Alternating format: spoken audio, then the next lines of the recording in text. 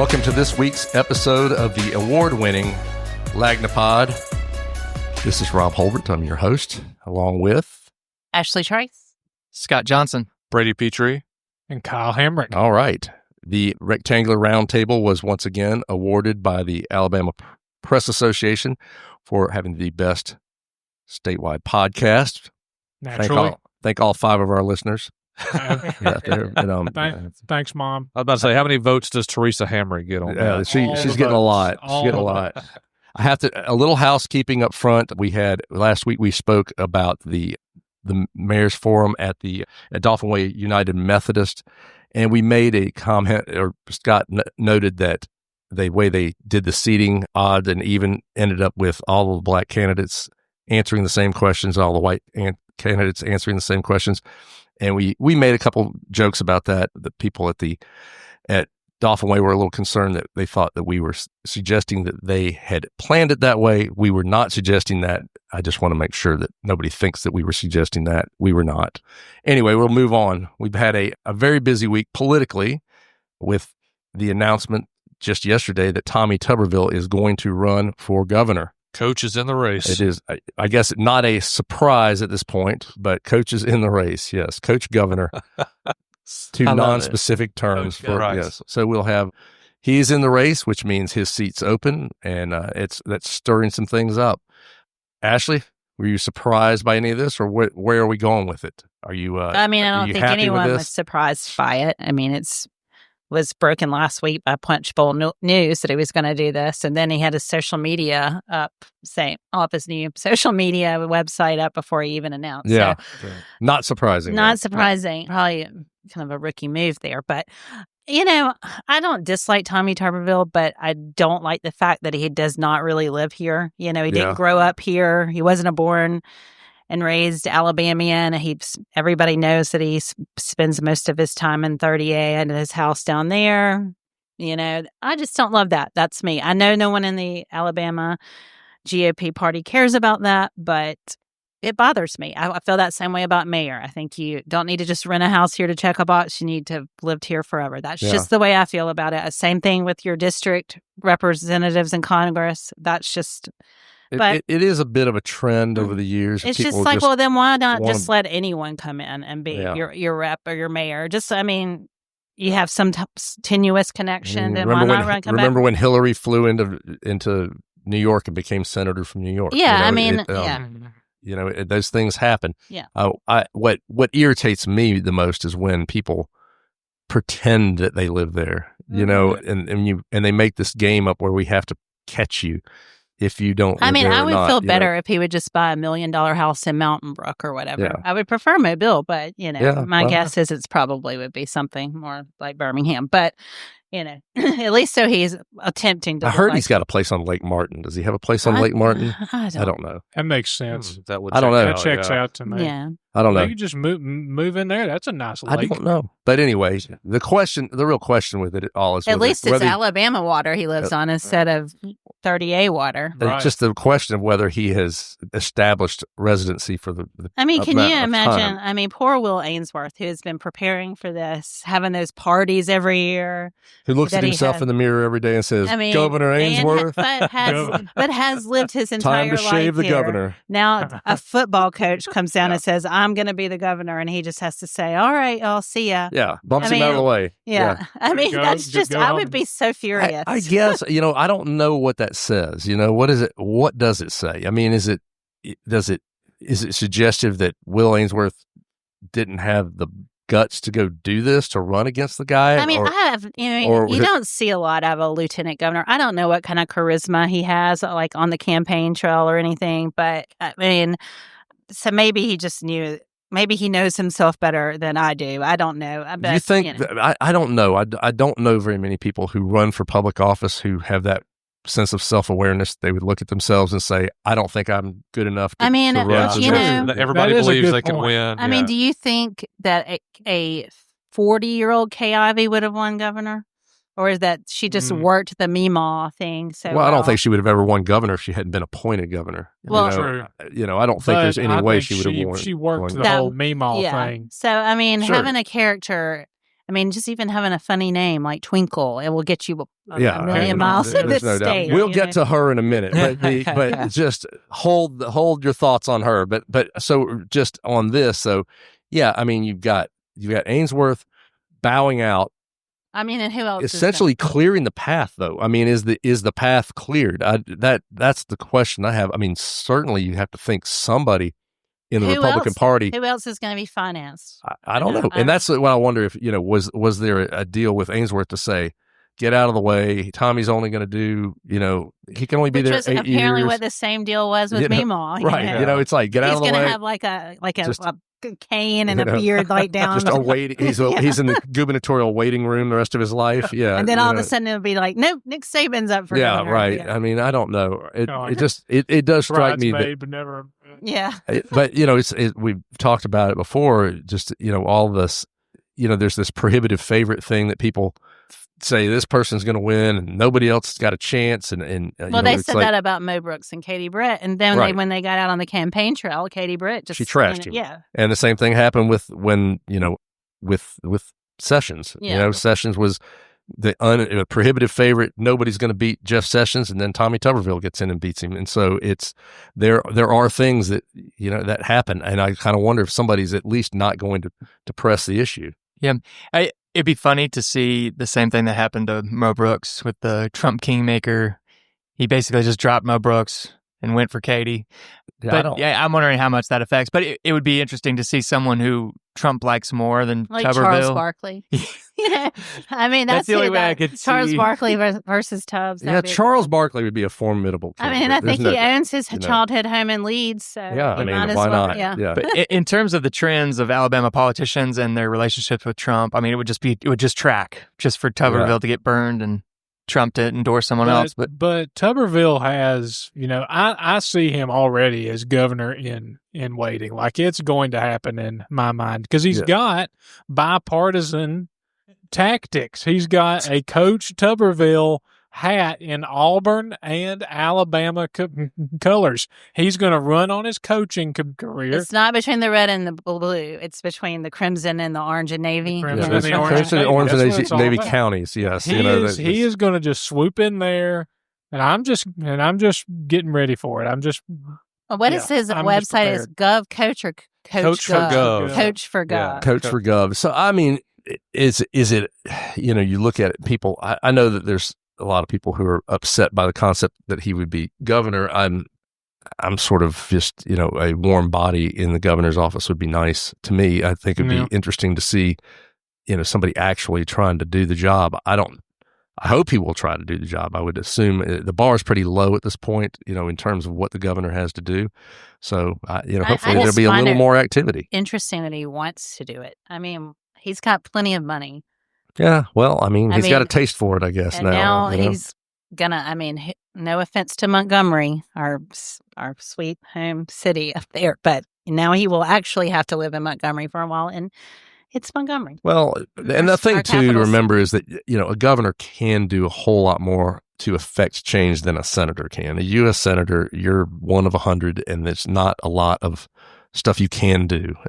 I mean, you can get up there and make a lot of noise, but that's about it. Yeah, I like his first on his website. His first, campaign position is standing up against woke ideology. Yeah, I'm very thankful for that in Alabama. We need more of that. Yeah, I think everything that's woke has been made illegal by the legislature. Maybe if we could prove that the Bridge and Bayway is woke or the Interstate 65 is woke, we might could get some work done on it to fix it up and make it unwoke. Blow it up if that's the case. I was about to say, if it's woke, they're going to, It's anti-woke. Anti-woke. Yeah. Well, that's going to be a fascinating one, but by the same token, it opens up his seat. And, and who would have thought we'd have two open Senate seats in such a short amount of time? I mean, and then you've got, normally we have, our senators are there for about 400 years. And so you've got, I mean, from what I understand, maybe Attorney General Steve Marshall is apparently thinking about it. I think there's some other names that are starting to float around out there. I think Barry Moore has even been mentioned as possibly running. There's a guy from Jefferson County who wants to run. Yeah. There's a Democrat from Mobile who wants to run. I mean, if Barry Moore runs, that opens up his seat. So does Jerry Carl come back? You know, that's so. Then we all live happily ever after. Amen. Yeah, everybody just moves up a spot. Yeah, Next thing you know, we've got the revenue commissioner as congressman. And then, of course, the most exciting developments this week is that Twinkle Kavanaugh took a position as something with the U.S. the Director of Rural Development for the state. Director of Rural Development. So the Public Service Commission president, Twinkle Kavanaugh, is now going to be beholden to Alpha instead of Alabama Power, I think. And to her very good friend, Donald Trump. Yeah, so. So they appointed her. She's moving. That means there's going to be she's leaving an office she just won. Yeah. So she's going to be not even 6 months ago. She just won. So she's going to be leaving that. We're going to have a new public service commissioner. Yes, who will likely, I have been told, be chosen by Kay Ivey or Alabama Power or APCO. If Kay gets around to it, right? That's true. If she gets around to it, then yeah. So that thing. But she's gone, and she's been there since 2012. So that's kind of like that brings a reign to an end. She will be the longest serving governor at consecutive years. Mm-hmm. So that's something. I don't know how many of those she was awake, but we'll see. But yeah, it's going to be a very interesting time just from this political standpoint, because it has stirred the pot. Just seeing these different pieces moving around and offices that don't come open very often being available. Obviously Tuberville didn't love Washington as much as he thought he might. I expected a little more of him in terms of being more of a maverick or being his own kind of guy up there. Mm-hmm. He did block all that. All the military promotions. He did that. Nearly a whole year. I guess you could argue that. He did that. Yeah. He did that. But I don't know. And he called someone an amateur. Who was trying to do it? Oh, God. That was funny. But someone was trying to block him recently, and he was like, amateur. Didn't know how to do it. He's like, you don't know how to get in the way like I do. Yeah. Well, it's going to be a good thing. We'll see how it progresses, but I hope we'll see some people jump in. I don't know if there's any names on the Democratic side that are running. I heard, I've heard the Doug Jones thing thrown out there sort of as Jeff Poore wrote about it. I think we've mentioned that, but that Jeff wrote about it and said, hey, it'd be good for him to run just to help pull the Democratic ticket up a little bit on that side. But, I don't think he has any real chance to beat Tuberville just from a political standpoint. It's tough as a Democrat to run for governor in this state and have much of a shot. Yeah, it's definitely tough. I don't know if you'd see maybe a Walt Maddox who ran before, the mayor of Tuscaloosa. He's very popular, very moderate guy. I think he would be interesting, and if he was running as a Republican, I think he'd have a great shot. We have breaking news. We found Tommy Tuberville's challenger. His name's Chad Chig Martin. Okay. Enterprise candidate. And he is running for governor of Alabama. Or is it Republican or Democrat? It's hard to tell. Okay. Well, there you go. We got one. Got one challenger. I don't know. That's like the most down the line campaign. Chig Martin. Chad Chig. I don't know who this guy is. Governor Chig. Coach or Chig, make your pick. Apparently from Huntsville. No, that's just a campaign event. He says he's from Enterprise. Okay. Well, all right. They're coming in fast and furious. All right. Well, we're going to take a quick break. We'll come back and chat a little more on the other side.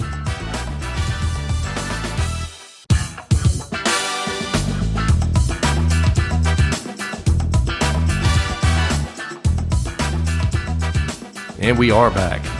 We don't have Tommy this week, so we're just going to do two. We're just going to do two halves this week. We're just getting crazy. That's what we're going to do. But we're award winning, so we can do that. And we also picked up a few other awards this week at the Press Association. We had a number of things, so I was pretty happy with our haul this year. Yeah, we don't even know the Open Records reward yet. There's several other ones that haven't been announced, but Open Records is still out there. Yes, we do know we won a first place in one of those categories that has not been announced. We've been told that. Oh, okay, trying great. to get us to show up. Yes. Well, if we didn't win Best Headline, is it all worth it? I don't know. I'm gonna say that they need to get rid of the Best Headline category because the stuff that's winning is so boring and lame. If it's not going to be punny, I don't want it. If we didn't win it last year for Damn It, for the Foley hot tub beaver dam. Right. Or Thar She Slows for the whale speed limit. Thar She Slows was good. I mean, if we don't win it for that, I mean, it's not going to happen. What was sexual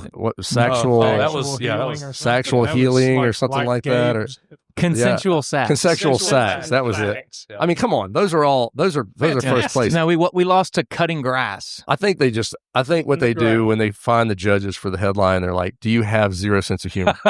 Yes, you can be the judge. They just don't care, and they're like, whatever they read first, second, and I don't know. I just think they find people who have no sense of humor whatsoever. Because to me, the best headline should be a play on words. Yeah, I mean, absolutely. It's just got to be clever. Anybody can write a headline that says, police searching for missing man or whatever. I mean, that's not a great headline. It's whale speed limit coming and going. Yeah, But Thar She Slows. Thar She Slows. That's quality. It's a panache. It is. Anyway, forget where we are. We're talking about today's cover story too. This week's cover story, Brady, you had a big story on AI in education. The robots are taking over. Robots taking over. Robot teachers. And we have a robot on the cover. I did see this today. Robot. Terrifying. Y'all are probably too young to remember this, but I saw in an effort to fight AI in the classrooms, they're bringing back the old blue book. Yes, I did see that. Every test that I took in my undergrad was in a blue book. Yeah. Wow. All of the them. blue books they're coming back. Man, I love the blue book. My handwriting is too bad at this point. I know. I've been typing for so long that if I had to write out an essay, I would. They would probably quickly try to put me read. on like Parkinson's medication or something. Like, is this actual handwriting or just the shaky hand? I mean, my professors had as bad a handwriting as I did, so they could get through mine. I've got a 16 and almost 16 and a 13-year-old. They're just as bad because they do everything on a laptop. Yeah. I mean, most of them can't even do cursive. That's what I was about to say. Nobody knows how to do cursive anymore. Yeah, they can't do it. But anyway, hopefully these robots will teach this. Maybe the robots can Maybe write. so. So tell us a little bit about AI in the classroom. What is going on? Well, I mean, AI is pretty much taken over every aspect at this point. I think I had an AI piece of cheese the other night. I think so. I think it's involved. Wow. But ChatGPT cheese. The one that's pretty nice. Good. That's good. That's God, it's derailed me now. Kraft GPTs. Okay, anyway, AI is taking over the classroom, and educators don't really know how to handle it. Yeah. I mean, helping them and it's helping and terrifying them because it does help. Some elementary school teachers, develop lesson plans, and, create worksheets and things like that. You can even say develop them to the state standards of Alabama. Exactly. Yeah. It's very helpful in that regard. But then you also have out in Texas, it's one of the very first charter schools that has AI teachers. Yeah. And they teach students, the AI teachers do for about 2 hours, and the kids spend the rest of the day, learning social skills and how to work with others, things like that. And they claim the test scores are up, and, talked to a couple of professors at South who've been researching this, since it really came onto the scene a couple of years ago. And they're like, hey, this is what's coming. Yeah. You're going to have AI in the classroom. It's just a matter of what extent. And it's not going to look like a robot, probably, like we have on the cover, which I do love this cover, but I can imagine having like a person-looking AI-generated image teaching you how to do math equations. I think the robot should have had like blood dripping off of the thing in its hand. Where that could be very beneficial, though, in like these rural school systems who can't get enough teachers to move there. So I think there could be some positives from it. Yeah, and like my mother's a first grade teacher, and after I wrote this story, I talked to her about it, and she's last year in fourth grade, she had 32 kids in one classroom just by herself, and she said, if I could split them up into groups and have an AI teacher do half and I'll do half, but we teach the same thing, it would make the day go by. And then she could come back in as the human and reinforce their learning. My brother he teaches college, and he is in computer science, so he uses a lot of AI to grade papers and grade things like that. And he said it is just like tremendously cut the time. The amount of time he spent grading was just phenomenal. It really takes that down some. And I know that there's been people who are using it. One way I've heard is that, they're saying, okay, look, you're going to write this story, you're going to write something, and AI is going to then grade it for you or tell you how it could be better, but you've got to write it first. And, so they're making people write, put it in there and help it sort of improve their writing and tell them how to improve it. So, I mean there are some possible things that are positive things that could become from it, I think. But But there are also, of course, there's some negatives. People are using them to write papers. Right. People are using them to do all sorts of things. And a lot of the information still may not be accurate because you've got a lot of these. I mean, AI is constantly updating itself, and it it's never going to be hallucinates, finished. as they say, Right. And so, I mean, the teachers then have to go in. If a student uses AI for a research paper, teachers have to go back in and be like, hey, check and see if this is actually accurate information or not. And that just adds another layer to what teachers have to do. Yeah. Yeah. Well, my biggest concern is the cognitive offloading. I think they did some studies with this once GPS became a big I'm not thing. even sure what the term cognitive offloading means. Basically, you are outsourcing. Is that talking? Is Yeah. that, Brain thing. That's a night at home with my wife. Just kidding. No, I'm kidding. Edit that part out. No, there'll be lots of cognitive offloading after that. Anyway, but it's basically where people this phenomenon happened when everyone started using GPS for directions. You just stop knowing how to find your way around. You've basically it's stopped like training we don't that know part of anybody's telephone number anymore or anything like that's that. a good point. Yeah. And so. Yeah, it basically, like, if we're constantly doing this, you're just shutting more and more parts of your brain off. You're like, oh, wait, I can just turn to ChatGPT, crank it up, and do that. I mean, really, you think about it. How are you going to need to know? Are you going to need to know a foreign language in 10 years? Or, I mean, you can already get by with some translations on your phone, that stuff. Are you going to need to? Do I need to know math because I can tell it what to do? My brother said they had kind of a eureka moment when they were sitting there in class talking about coding, and they were using AI to code, and it coded, and they all just kind of looked at each other like, well, okay, what are we going to be doing now? And see, that's the funny thing, because for years you heard that like the most stable jobs were in computers. You need to go learn how to code. You need to learn how to do all this tech stuff, and then in a matter of 5-10 years, it's pretty much rendering it obsolete. When the computers can take care of themselves, it's going to be something else. Yeah, it's like in Terminator. Well, it's just like Terminator. When the automatons rise up. The automatons. The automatons rise up and take us over. You referenced Terminator because you've not seen The Matrix still. Yeah. So, which is absolutely bizarre. I'm going to recommend it. So what? ChatGPT watched it. I'm going to recommend another AI movie I watched. It's called Companion, which is pretty good. Yeah, The Companion is pretty good. It's a new one. It's out. This is a major. Now we're just off on movies. Derailment here, but there was that movie with Joaquin Phoenix where he fell in love with his phone or something. Her. Yeah. Now there's all that weird stuff. So that's. I think that's all included in your story, right? It is. A brief rundown of all the movies. I was about to say, at the bottom of the article, I just went through my favorite AI-related movies. So you referenced read it. Smart House from, what is that, Disney movie? Yeah, you have to read it to find out. Well, it's a good story, and I think there's a lot of information in there people would be surprised to read that's coming and what they see, how teachers are using it and how educators are using it. Scott, you had a story this week on an ethics referral from the former Coastal president. That kind of came out of the blue for us, and it was an interesting way we got that story. Yeah. It just, we're given a voting sheet by the Ethics Commission, which apparently is not a common thing. We're really given it. It just showed up. It showed up on our front doorstep. Yeah. Anyway, so I mean, I don't want to just run with something that shows up on our front doorstep. Right. So I was trying my best to verify that this thing was. I was actually just asking people, can you tell me that this is not real? And anyway, they can't even tell me that, basically. But I just called up the former president, who's the Craig Pouncey, longtime education official in the state, and then most recently the Coastal Alabama president. He actually, I just cold called him, just struck up a conversation. We were on the phone for 20 minutes, just very open about the whole allegations there. He retired back in November 2023, but the Ethics Commission basically cited him for using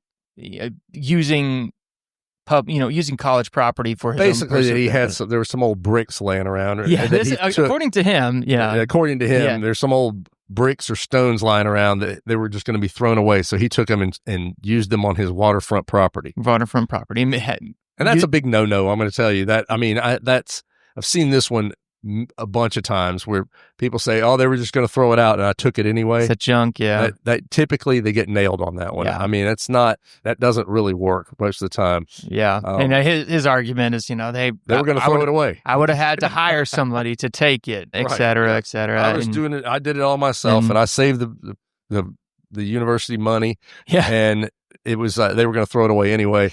I've seen that one a lot of times over the course of my career, and that typically gets you an ethics violation. Yeah, and I don't know how often they would reference somebody for the ethics commission can cite you for a minor violation or a violation. They don't call it major or whatever, but they didn't do the minor violation. They did the standard standard violation. I don't know how often that happens with something like this with supposed junk, but he also has an interesting background. It happens more than you would think. He has an interesting background with the ethics commission. He was actually on track to becoming the next, state superintendent, and his entire, according to him, but his, basically his entire, track upwards was kind of derailed by a ethics complaint that was kind of, he called it a sham. It did look kind of shady. There was an old car that nobody was going to use, and I'm joking. No. Well, no, when he was up for the state superintendent position, somebody had just dropped off all these unsigned ethics complaints that he had, plagiarized his doctoral, et cetera. It just completely derailed his shot for the position. Well, and he's had a few ethics complaints. So I don't know. We'll see what happens with him. See, Ash, we're winding up. The nappies are getting pretty close to the end here. Yeah. It will end midnight Sunday. So, get your last minute votes have we had a pretty significant vote total? I know you probably don't have the running number in your head right now. I have not looked at it since last Friday. You need to have your AI chip inserted so that you'll have a constant update. It was nearing 700,000 last Friday, so I expect it to be over 1 million as usual. To 1 million per usual. That's you usually get a rush right at the end. Yeah, so. there's some if you're frantic in voting. line to vote, stay in line. Yes. Don't step out of line. I thought you were about to do some campaigning for yourself. Well, y'all go for it. Sure. I would never mention campaigning. No campaigning. Well, Sean Sullivan and I have an agreement to promote each other on his show, so I got you. Just put that out there. That's unfair. Kyle's campaigning is, Mom, remember to vote for me today. Yeah. Hey, she is a good political machine. Yes, she sounds. Mom and all your bots. That's a dependable voting block. She's got. You got Mom. You went to Alabama. Can't you get the machine behind you? Yeah, we're still working on it. Still working the only machine candidate here. That's true. If I knew what the machine was. Well, you're not allowed to talk about the machine. Yeah, we can't talk about. He's got Mom.0, Mom.01. And he's got lots of bombs. GPT. Yeah. Well, it's gonna. We will have the whole thing will be available on when? Well, July 16th, but winners will start being notified in mid-June. Yes. So, because they will have to get their acceptance videos ready. Yes, that's right. Yes. So, it's always fun. So it'll take us about a week. Great. June 1st. It will take us about a week to get it all tallied up, and it's already tallied, but just in a format where we can start spreading the good word, and then so if you don't hear anything by say June 15th, just call in the office. People always ask me, what's the movie going to be about this year? But we're not going to talk about what the movie's going to be about. We're just going to say there's an idea. There's an idea percolating. It's working, so it'll be good. All right, folks. Well, that's all we have for this week. Thanks for listening to us. We'll be back next Thursday with the next episode of Lagnia-Pod. The Lagnia-Pod is a Something Extra publishing production. Executive producers are Rob Holbert and Ashley Trice. Music is by Some Pulse Sounds and Electro Animals. Only subscribers like you have access to this podcast. Tell your friends they can sign up at my.lagniapmobile.com. For advertising opportunities, please call 251-450-4466.